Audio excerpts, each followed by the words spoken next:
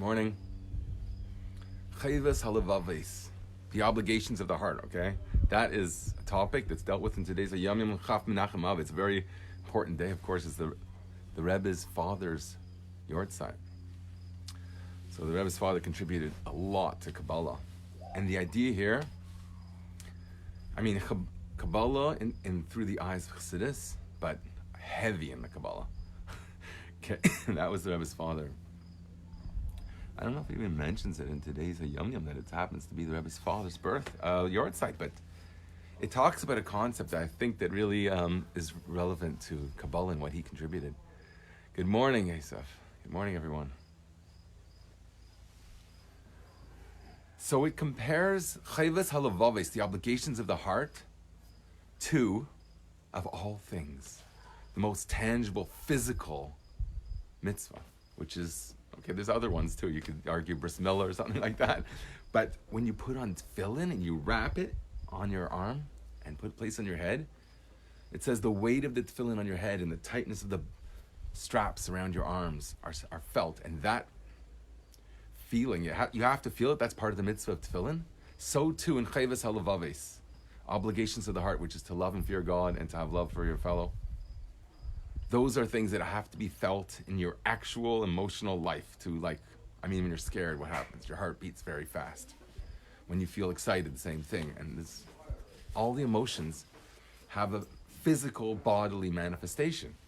And that's the way we have to relate to Avos Hashem and Yiras Hashem. It has to be something that's tangible and perceived. The way it actually compares it here, because I'm going to give you the expanded version. Maybe I should just sit back here and relax for once. Oh, I don't have my little ear thing. That would make it so you could hear me when I sit back. Is it worthwhile to go juggle around for that right now? I think so. 1 second.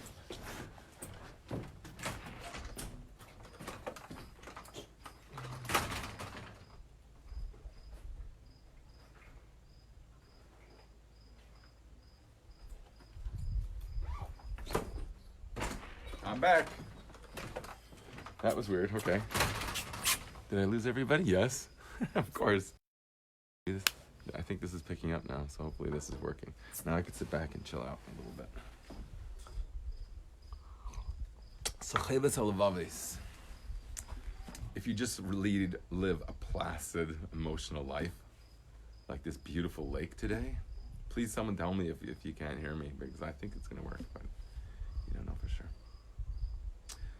So we have a placid lake, but you can see a bit in the background there. It's so peaceful here today that the lake is just so still, and usually, especially if you're coming from the city or whatever, you have that constant waves crashing on the shore in your brain.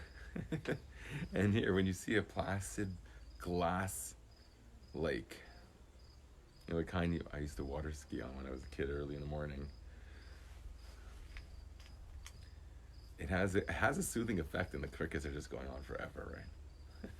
So on Chaf Menachem Av, we learn about how your relationship to Hashem has to be felt in a very real way, just like you're wrapping tefillin. The leather wraps on your arm, and it ties around your head, and on your forehead you feel the weight of the tefillin. Okay, so that appears in the context of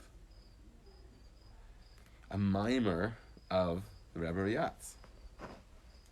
I don't know if he means a mimer here in the classic sense. It seems like it's more just a statement he made. I don't know. But anyways, it describes here as a mimer. Oh, it gives it a place. Sefer Mamar Contrace in Chelik Beis. Reish Tzadik on the base. Okay. Maybe a real mimer, but it's just so conversational that it's hard to imagine that this is a mimer, which is usually very deep philosophy. Okay, so the Frierdiker Rebbe is a writer. Can everyone hear me? Someone please, there's only one person here, okay. Can that one person please let me know if you can hear me? Good morning. If you can hear me, because I just put in my earpiece, can someone just mention, yeah, we could hear you. That will do the trick. If I could see the letters. Okay, so I'm going to read you the expanded version. You could read the Yom Yom yourself. You can get that anywhere. Oh, yes, you can hear me. Thank you. I appreciate that. So the Frierdiker Rebbe is saying that the concept of the obligations of the heart, which are love and fear of God, they are physical mitzvahs. Hem mitzvahs maisius. Just like putting on tefillin, we'll see. I knew just like by way of example. Good morning. By way of example, the mitzvah of tefillin. This mitzvah, besides the fact that it comes in a physical encasement, this mitzvah, 4 portions of the Torah in scrolls there, Shema v'hayim Shemaya, Kadesh, v'haya kiviyachol, Ksuvim b'diyaya klaf, it's written ink on parchment, these 4 sections, Hamunachlim bebatim shel which are placed in leather boxes. Besides the fact that the actual mitzvah is a physical thing, you have to place them on your physical body in physical, specific bodily places, which are, here on the head and on your arm towards your heart. Exactly where you're supposed to place them. Margish kevet tefillah shel, you feel the weight of that tefillah that goes in your head, the box. And the binding, the clinging, hiduk, cleaving of the arm tefillin. Good morning to you. Thank you very much. So far, it's been wonderful indeed. It's amazing. I just went for a mikveh this morning, Shein Kamelyu. It was just gorgeous. It was just amazing to just swim out there and dunk like 1,000,000 times in the most glorious temperature water you could ever ask for. No bugs, no seaweed. I don't know. This is paradise. What can I say? We need a shul here and that is paradise. And a yeshiva. And a yacht. Right, Yosef? We need the yacht. Come on. It's a great vision. Somebody has to be creative and fun and dynamic in life. Else we're just going to be paper mache people. Blowing away life. No, I don't want to do that. No. Better to burn out than to fade away. What is it Neil Young was singing about? Canadian?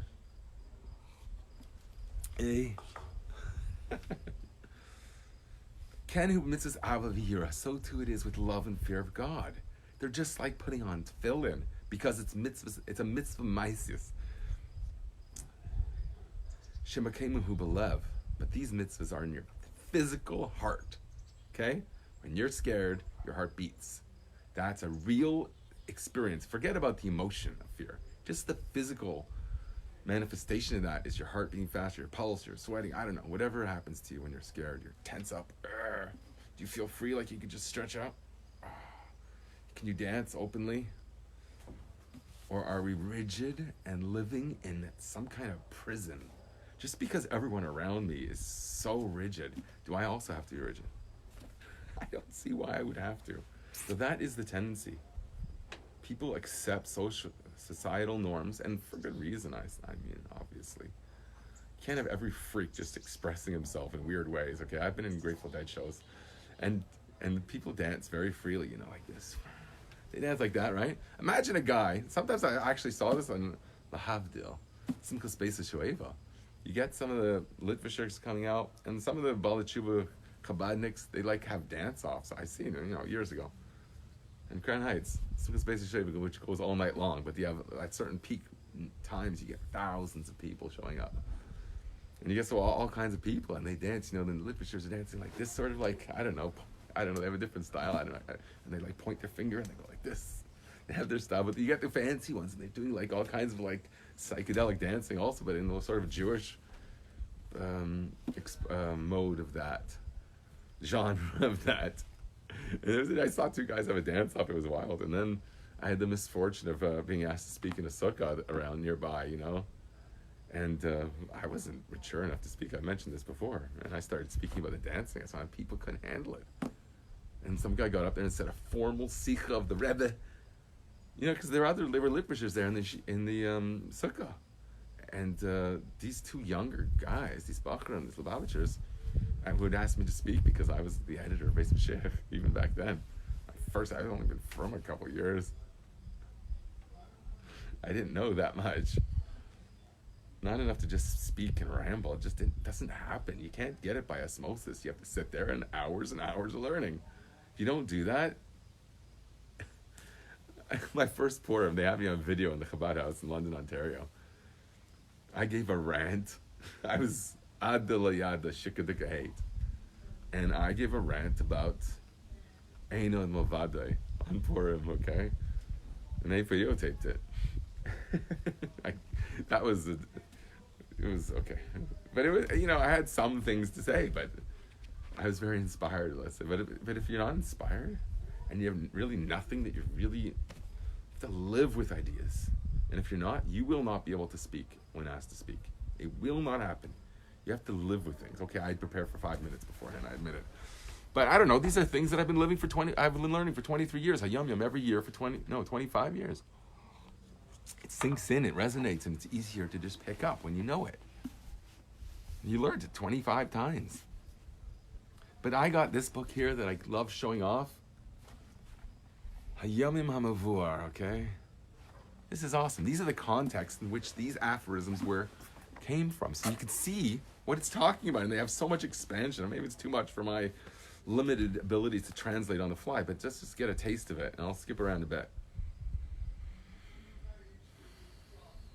So you have to feel the mitzvahs, chayvas halavaves, the obligations of the heart have to be felt. In other words, love for God and love for a fellow Jew. Here it's talking specifically about love of God and fear of God. But by extension, it's the same thing always, okay? If you don't like one, just translate that in your head to the other, because it's the same idea. All relationships are based on a relationship with God. That is the only true relationship. We learn about all relationships through the Torah. That's why we're monotheistic. We think that it all stems from one source. All relationships are one with God. That's it. That's the whole experience. Creator and world. Creator and soul. That's it.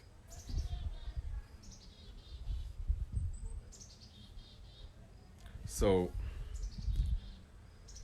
relationships. So I was speaking to him here about how you can, if you're bored by hearing about my relationship with God, people might, maybe they have a very shallow understanding of what God is. But they have to understand that the proper relationships are reflexive of your multiple relationships with God that are spoken about at length in Torah. Father, son, mother, son, sister, brother, father, daughter, father, son, warrior, nation. So many different relationships. Shepherd, sheep. Okay, there's Hashem didn't stop recounting his love for the Jewish people until he called the Jewish people his daughter. Then he called her, out of so much love, he called his daughter the Jewish people. He called his sister his bride. And then he called the Jewish people his mother. That we give to God. That's the day that God was crowned, the giving of the Torah. That's the crown that his mother gave him. So we give Hashem. When we take on the Torah mitzvahs, when we accept that, when our whole existence, our whole emotional landscape is love and fear of God, and that's our all relationships, that's us crowning God with his precious, the crown gems, the ultimate treasure.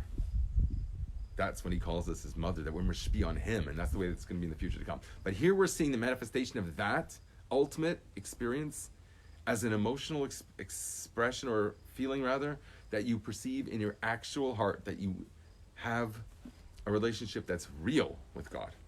Just like when you see, and it speaks here about length, but how it's all of a sudden, by surprise, because he's going to contrast this with something else, but all of a sudden, by surprise, you meet up with your good friend that you haven't seen for a long time. Your heart just reacts. But regesh gufni, in a physical palpitation of the heart or whatever you're experiencing. The levad regesh hespilus sicha. 1 second. Sheyacham levavai bespilus ava. Besides the fact that your heart is warmed up with love, the zeu rach mitzvahs hapisaimis. This is just because it happened all of a sudden, so you got shocked into it. Just seeing if you wrote anything. All relationships are one with God, yes. And I think that's at the core of monotheism. That what's the opposite? Pantheism believes that you could relate to different aspects of divinity that are definable separately. This is my idea, that's what's at the core of the difference between monotheism and pantheism. It has to do with recognizing that every single relationship we possibly have is rooted in our relationship with God. Oh, I forgot to mention master-slave is also dealt with at length in the Torah. So there are many, and then you have master-disciple, like Moshe Rabbeinu was a disciple. And then you have lover-beloved, like David is Daidi. Ani v'Daidi v'Daidi li, his son Shlomo Melech beautifully coins. I am to my beloved is to me. This is reciprocity. That's at the core of the relationship, of a true relationship, any relationship. It's a reciprocity. It's the idea that I want to give you everything. And the other one says, die, enough. Let me have a chance to give back. That's the yin-yang at the core of a relationship that makes it dynamic and animated and real. And here we're talking about how that's manifest physically, because I don't know, we've spoken about like every day, how niyatz seifim v'tichalasim seifim. You have this yin-yang, that the extremes, the essence and core of God is expressed most in the physical, or that's where his crown gems are most tied up with. It says the physicality of articulation of words, the oral speaking of words is the physical aspect. You have the soul of our prayer that goes up to God is taken by angels, and also there's a malach called Sin Nun Dalid Lamed. I don't know if you're not allowed to pronounce it, but it sounds like sandal. Okay? That angel takes up the physical articulation of our words of prayer and our singing of our whatever songs to God. The physical, and that becomes the crown gems. He makes a crown with the physical words. Okay, so there's something to have to do with the lowest possible expression of something that's always rooted in the very core and essence of God. Let me see if I could lean back again. People are typing or they're coming in. I want to see if they're saying anything. So if I have like super eyes one day, because we're going through a process of healing that is not going to stop. You have to tap into this. Use science, use diet, use exercise, use psychotherapy, use, Chassidus in particular, to make yourself healthy in every avenue, and you're going to become the Dark Phoenix in a good way. Okay, or Superman or whatever, or Neo. You'll be your superhero. You'll be David HaMelech. You'll be your hero. How do I know? Because the Torah says so. If you don't know what I'm talking about, you have a lot of listening to my videos to do. You have a lot of homework. Go get a bike, an exercise bike, an hour a day. Okay? Health in all areas at the same time. So besides the fact that there's this immediacy of bumping into someone, a good friend, he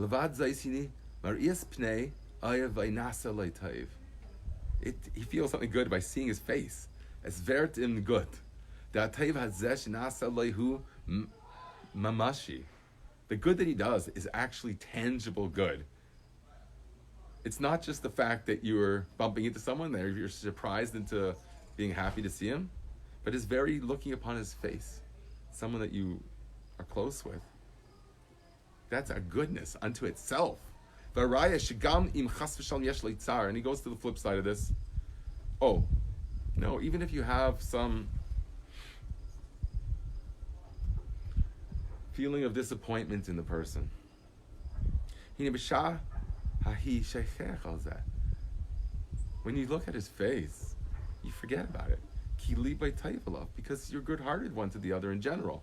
Doesn't say the word general here. He feels sweet pleasure in his body. Okay, this is used to describe how we're supposed to relate to God, remember. The etzem basar levavai mamish, in the very physical flesh organ of his heart, literally. It also lifts his spirits, to go out of his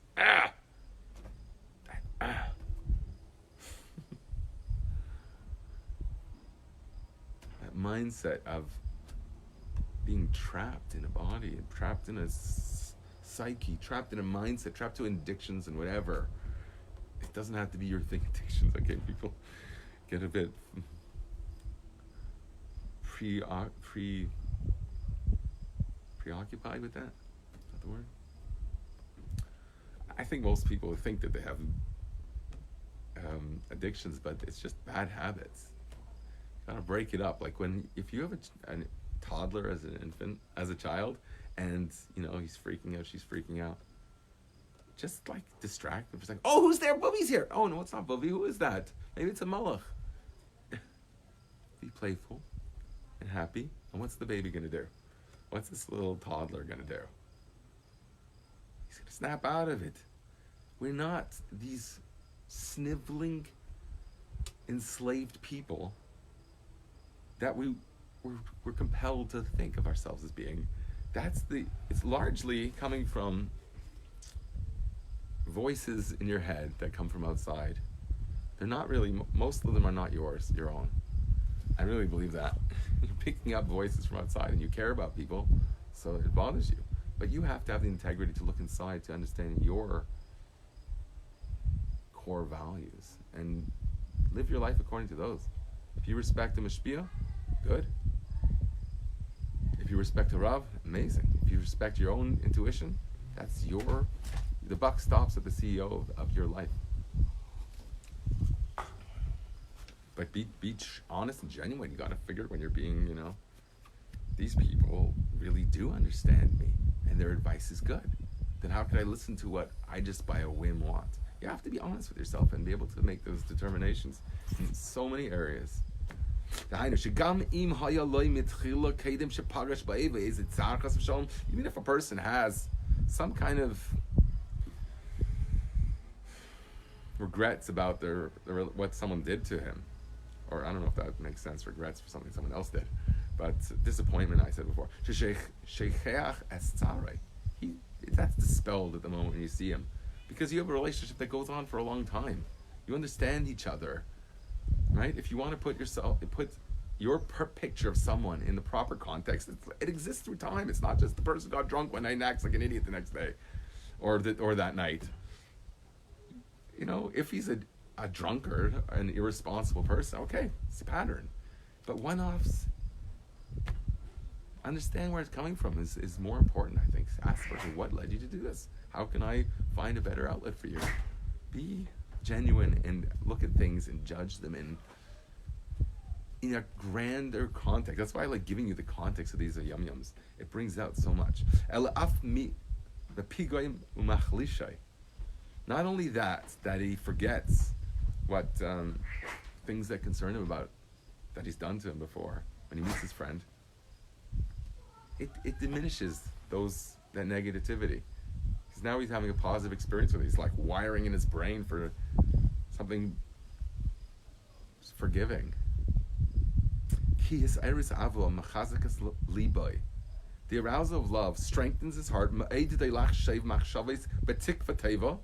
it arouses him it stimulates him to contemplate thoughts that are hopeful, optimistic, in faith, certainly the relationship's going to only proceed positively from there. This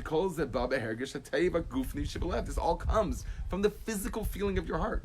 So our bodies are not these despicable things that Freud might have wanted to describe, or certain mindsets in Judaism want to emphasize. It's not that. And this comes about from meeting your faithful friend. And where do you meet God mostly? In davening. That's your opportunity to have your emotional connection to God and have that sort of dealt with. If you feel something blocking your ability to pour out your heart to God, if you don't feel grateful, that's an aspect of an illness that you have to deal with. And there's a prescription in Tanya, Perek Chaf Tes, I believe it goes on to Lamed, maybe Lamed Aleph, but there it tells you what to do to break your heart and be able to pour out your heart again. Because if you're not able to do that, it is not the proper way of a Jewish heart. The Jewish heart has chayvus halavavis, and this is describing how to be able to relate to that. It's like meeting a friend. Okay, there's a good subheader.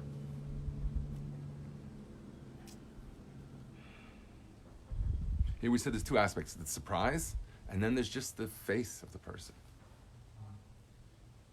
Pnei oyhavai, it says, nasa latev, and there's a positive benefit from that. Here we're describing what it is. That it brings about forgiveness and hope. But Gaidos Simchas Alev Nasis V'pegishas Ayv Neman, and the great joy of his heart in meeting a friend of his, Ayv Neman, a faithful lover of him, a friend of his. Move you could understand from the flip side of that, when someone has seen that in their heart. I don't want to deal with that. You could look it up, okay? We're going to skip that part. Okay, and then he brings the Rambam. He writes in the Hilchos Yisayid Torah, Hakel HaNechba, and this is quoted in the Hayom Yom proper. Hakel HaNechba v'Hanera, the great and awesome God, mitzvah l'Abba v'yira Eisai, it says in Rambam, it's a mitzvah to love and fear Him. Shneimar v'avta v'Hashem Elokecha, you should love the Lord your God, or God your Lord rather. V'neimar es Hashem Elokecha tira, it says God your Lord you should fear. Hinei shir mitzvah eluhu, the measurement of this, how do you know you've fulfilled this? Asher yurgashu behergesh gufni bebasar lev mamash, is when you feel it in your actual physical organ of your heart. If you don't, you have a problem with the very foundation of the Torah, which is a relationship with God. Some people say, after I learned Torah for 40 years, then maybe I'll consider I have a relationship with God. Right now, I just have to absorb ideas of the Torah, which are completely like an ox gored a cow, and a bull gored the ox, or whatever. And who's going to pay money? So if you don't learn the chassidus behind that, you're going to be a great lawyer, okay? A great lawyer. Mazel tov. You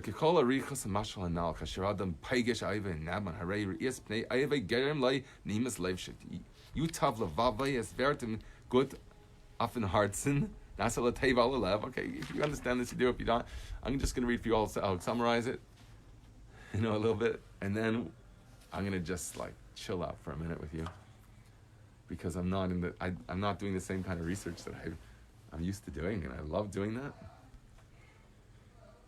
I wonder if I could. The internet's so slow; it's really hard to do it. That's why I have bought Sfarim, and I've been enjoying them.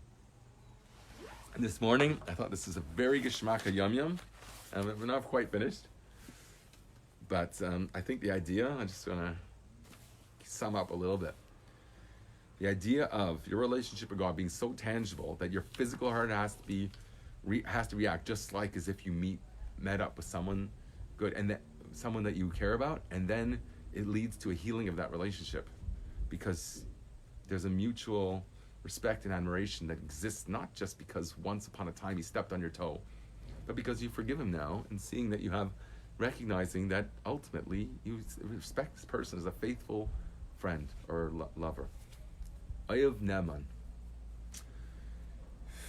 Okay, and this brings out Chayes Pnimi. We've been talking a lot about that, and it's not going to be the main focus of this video, but look it up because it's so important. And inner vitality, okay? You have to be alive. I've spoken about lions at such length. I think that's the image of being alive. Sheyetzim min ha-meitzar el ha-merchav betikva teva. That with optimism, you emerge from your confines into an expanse. Remember, it's like you're going to a threshold. Are you going into a prison, or are you going out from a prison into this glorious setting? A breathtaking mountain, or a placid glass bed of lake in front of you. Even the crickets are quiet now. There's a bee that just flew by to remind me that, God's animating everything around us. You don't feel that as much in the city. It's just you think that there's a million crazy drivers on the street nearby, and all the people running off to do carpools, hockey, carpools, and all kinds of carpools. Isn't that our whole life? In our religion, isn't that who we become? Uber. We're Uber parents. The word Uber used to mean something different, like a year or two before they got a good idea to call their company Uber. An Ubermensch. Be a Superman. Be alive. Chayes pnimi sheyetzim min ha-meitzar. That takes you out. With optimism, it takes you out from the confines to an expanse. Ken tzarech liyesher avas Hashem yurgash b'libay. That is the way you have to feel love of God felt in your heart. But not only that, asher yutav leim is there. Not only that, you're going to benefit from that. As in zal vern good from them. Sheyishkak al kol dvarim hameikim. It's going to cause you to forget all the prickly points in your relationship. You're going to see that the other one loves you too. Or that you feel, I don't know. There's two pronouns here. Li by taiva love. His heart is good to him.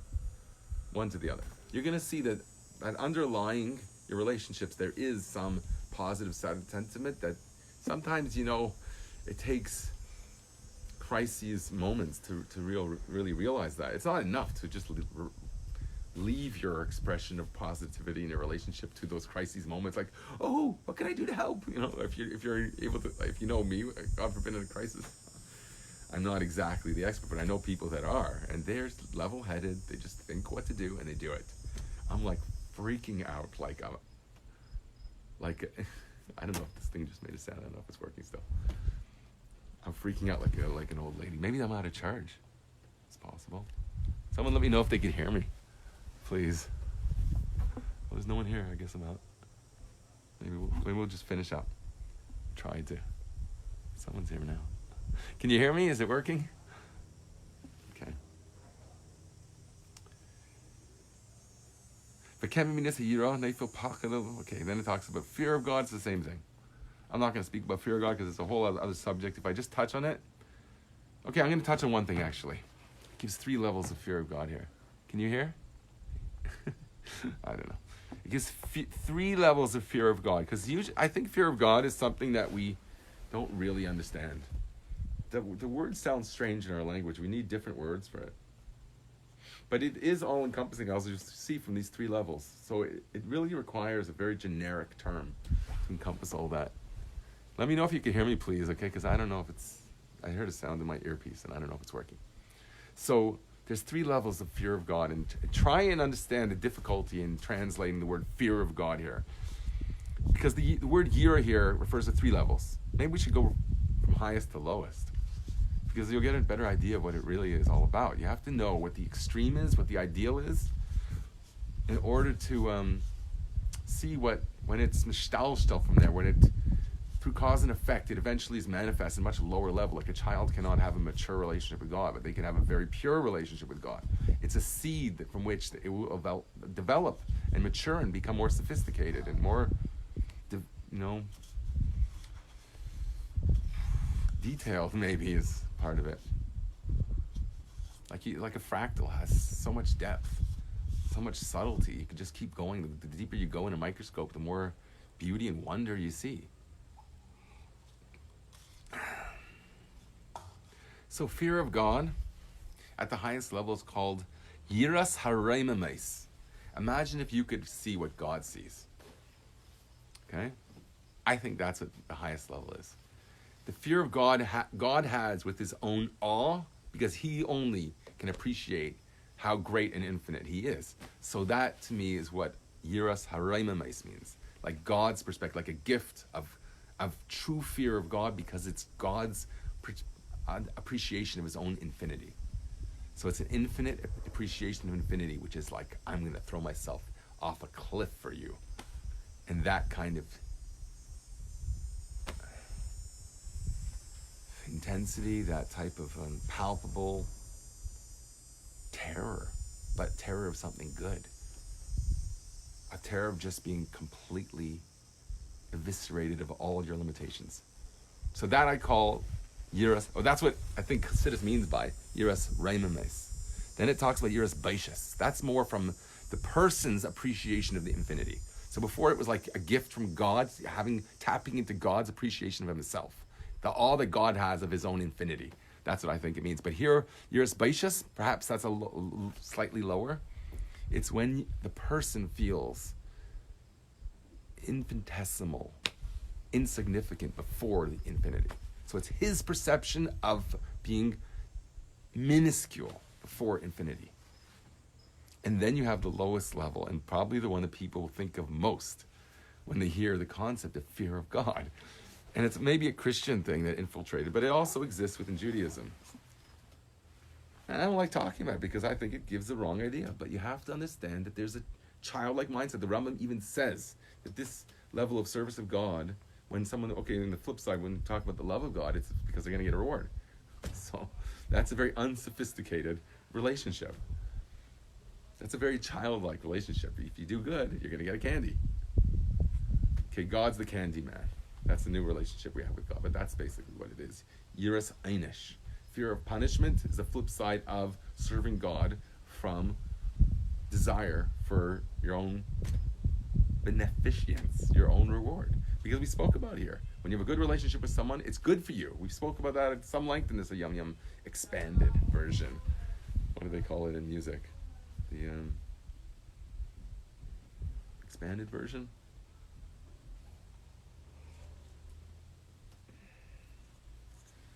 So, Yiras Einish, fear of punishment, there is a wholesomeness underlying it, because if a child has it, it has to be good. He doesn't have, okay, he's got the Yetzer Hara, that's a whole other story. He doesn't really have his Yetzer Tov until he's 13, but he's driven by a purity that Hevel Piyam Shabes Rabban. The purity of their breath when they speak words of Torah, because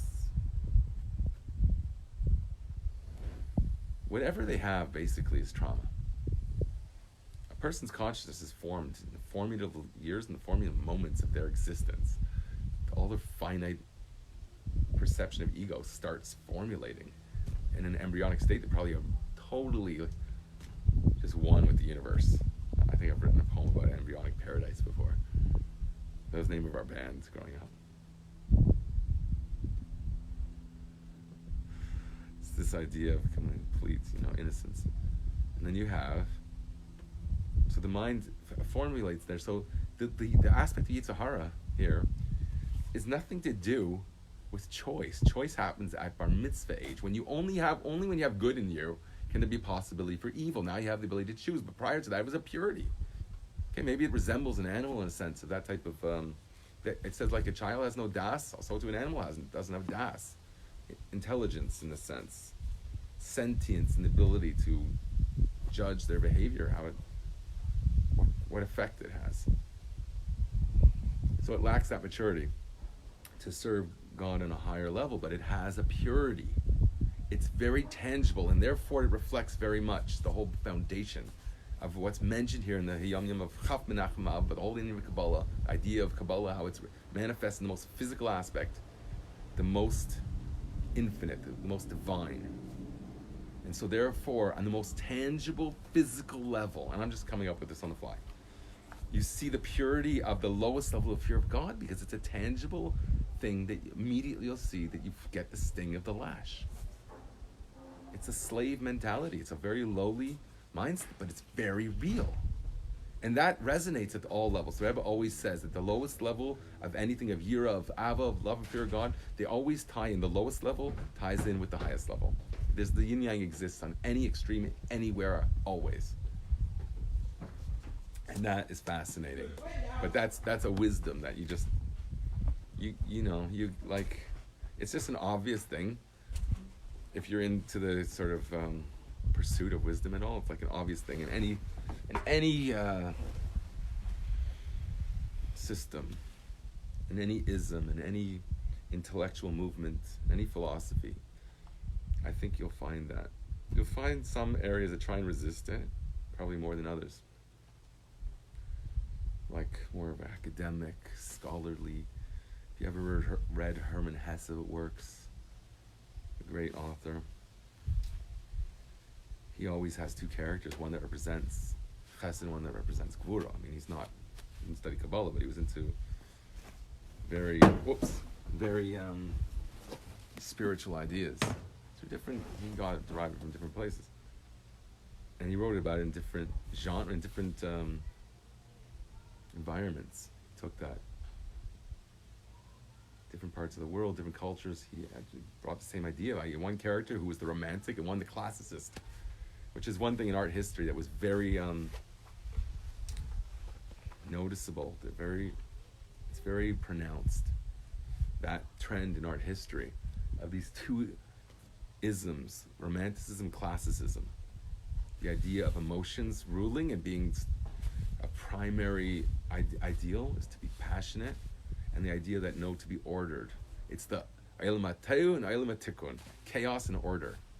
Romanticism and classicism. So you have like okay, I don't want to give you a lesson in art history. Look it up. Other people can do that for you probably better than me. But it's interesting because you have a very clear image how history of ideas, philosophy, art has these things, these ideas entrenched within them, within culture itself. It becomes ideas and culture that the interplay between them becomes the whole drama of life. Between those two sort of fundamental forces and human, like you have Beis Hillel Shammai, two ideas, two approaches. Gvura, severity, and kindness, benevolence, chesed. It's two major forces in our experience and our emotional. Okay, here it ties in, the heart, the way our heart feels things, the way we react to things. Here it's mostly about chayas. I think the emphasis now is definitely chayas, passion, vitality. It is moving away from the academic. It's the sort of nukva as opposed to the zachar. We're going away from the toxic masculinity into the teres baila, the crown of the king, which is the Eishes Chayil, the nukva, the feminine aspect. Malchus is what is important now. Feeling things tangibly, experiential Judaism. It's not just an idea. It has to be felt in your heart. To roar with passion and serving God has to be real, or just play cards your whole life, or whatever you're into. Play golf all day, okay? Because that's basically what you're doing. Your relationship with God has to be real. See your relationship with God and your relationship with everybody. Have that type of integrity to know that it counts, it matters. People matter, okay? And you matter. You're a person. You're the most important person in the whole wide world. You're the Bishvilin Nivra Ha'elam. I don't know if anyone will get that melodic reference. It's a cartoon, I think.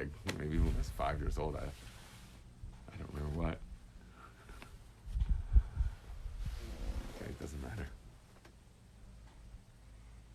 Okay, I'm just going to enjoy this. I'm going to relax for a bit. I'm going to dive in. And I hope everyone has a great day. Thanks for, bringing this out. Because it wouldn't have happened without you. So have a great day, everyone.